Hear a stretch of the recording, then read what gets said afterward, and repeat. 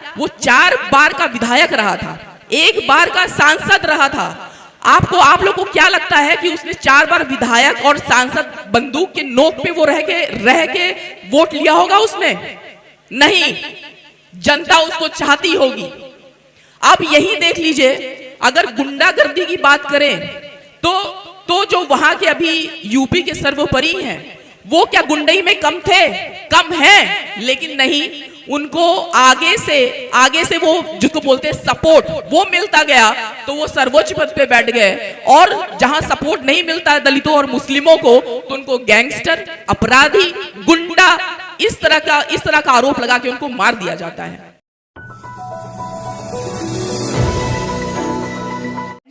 जयंती का यह समारोह है, तो अगर बाबा साहब नहीं होते तो हम नहीं होते, इसमें कोई दो राय नहीं है। और खासकर मैं अपने बारे में बोलूं तो मैं तो महिला हूं, तो मैं तो बिल्कुल ही कहीं नहीं दिखाई पड़ती।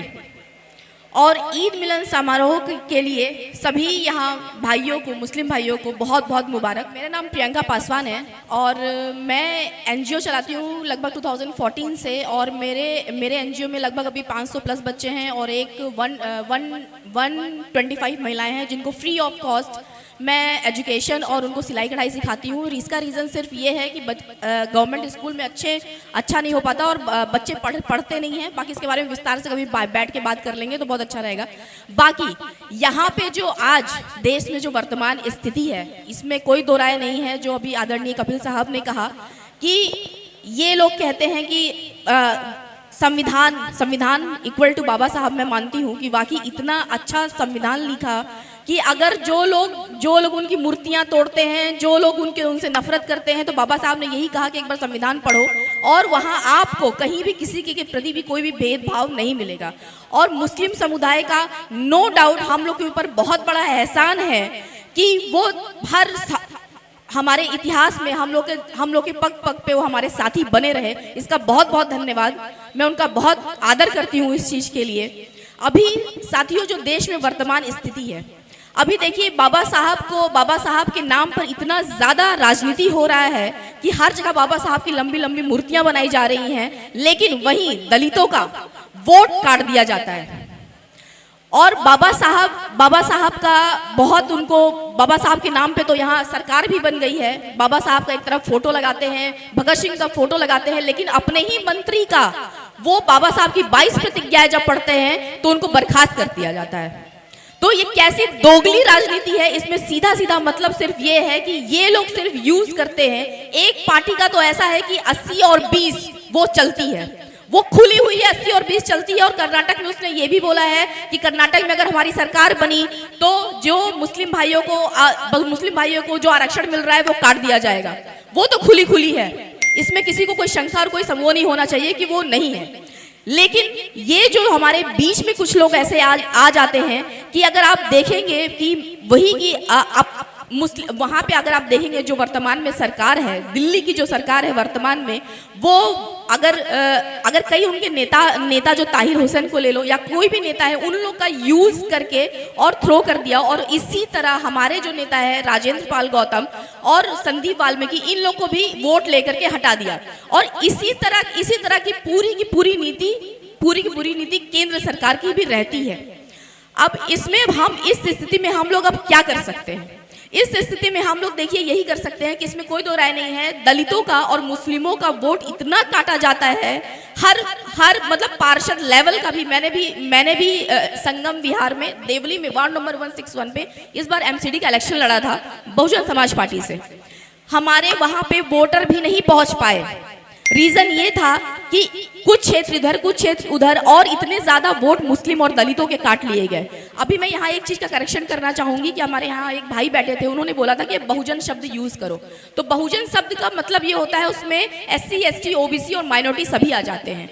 अब ओबीसी की जहां तक मैं बात करती हूं तो ओबीसी अपने लेवल पे बहुत अच्छा काम कर रहा है। मैं ओबीसी महासभा को मैं जानती हूं, वो एमपी में बहुत बढ़िया काम कर रहा है और वो लोग अपने लेवल पे इतने ज्यादा मजबूत हो चुके हैं कि वो लोग मतलब चुनाव लड़ने के उसमें रहते हैं और लड़ते हैं और जीतते भी हैं। तो यहाँ अब हमारी दलित और मुस्लिमों की बात आ जाती है। ओबीसी के ऊपर थोड़ा सा मुस्लिम और दलित इसलिए नहीं विश्वास कर पाता है कि वही कभी लठैत रहे हैं, वही कभी लठैत रहे हैं और कभी वो इधर हो जाते, कभी उधर हो जाते। हालांकि उनके अंदर सुधार हुआ है, इसमें कोई दो राय नहीं है और इस चीज की मैं बहुत बहुत बुरी प्रशंसा करती हूँ इनकी।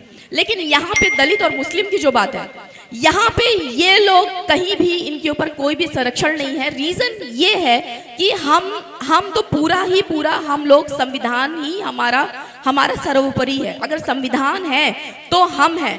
एक वोट का अधिकार जो हम लोग को राजा बनाया हुआ है, लेकिन वही एक वोट का अधिकार हम लोग को अगर हम लोग को वोट का अधिकार अगर नहीं मिलेगा तो हम लोग क्या करेंगे, आप सोच सकते हैं। इसके लिए सबसे ज्यादा जरूरी ये है कि इलेक्शन आने के पहले कम से कम से आप लोग अपने वोट का, आप लोग का वोटर कार्ड बना है या नहीं बना है, उस चीज के लिए आप लोग पूरी तरह तसल्ली बख्श हो जाएं कि हाँ वोटर आईडी हमारा बन गया है। अब दूसरी बात यहाँ देख लीजिए, महिलाओं के लिए महिलाओं की स्थिति, दलित महिलाओं की स्थिति तो बहुत ही दयनीय थी। और इसमें भी नो डाउट मुस्लिम समुदाय ने बहुत ज़्यादा मदद किया, हेल्प किया और उनकी मैं बहुत प्रशंसा करूंगी। अभी जैसे आजकल टीवी मीडिया पे जो चल रहा है कि उसको ख़त्म कर दिया गया, मैं नाम नहीं लूँगी क्योंकि बहुत बड़ा इशू बन जाएगा। उसको खत्म कर दिया गया, उसकी बीवी को ढूंढा जा रहा है, उसके बच्चे को मार दिया गया, उसको उस मुस्लिम समुदाय को व्यक्ति को मार दिया गया और अब उसको पूरा गैंगस्टर गुंडा एकदम साबित करने पे लगे हुए हैं। क्या वो 4 बार का विधायक रहा था, 1 बार का सांसद रहा था। आप लोग को क्या लगता है कि उसने 4 बार विधायक और सांसद बंदूक के नोक पे वो रह के वोट लिया होगा? उसने नहीं, जनता उसको चाहती होगी।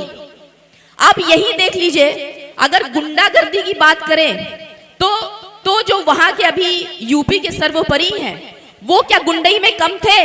कम हैं, लेकिन नहीं, उनको आगे से वो जिसको बोलते हैं सपोर्ट, वो मिलता गया तो वो सर्वोच्च पद पे बैठ गए। और जहां सपोर्ट नहीं मिलता है दलितों और मुस्लिमों को तो उनको गैंगस्टर, अपराधी, गुंडा इस तरह का आरोप लगा के उनको मार दिया जाता है।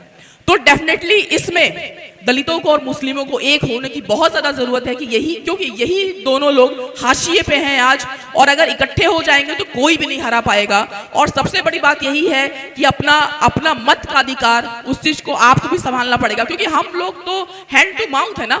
मुस्लिमों की और दलितों की अगर बात करें तो बहुत कम लोग बहुत अच्छे पोजीशंस पे हैं, वरना हैंड टू माउथ है। तो जो इसके जिम्मेदार साथी हैं वो अपने साथियों को अपने क्षेत्र में उनका वोट का, अपना मतदान का जरूर ये देखें कि उनका बना है या नहीं। और अगर हो सके तो जैसे कि यूपी में तो बिल्कुल उनको जाने नहीं दिया जाता था। मुस्लिमों और दलितों को जब विधानसभा का इलेक्शन हुआ था उनको बहुत ज्यादा पीटा गया था।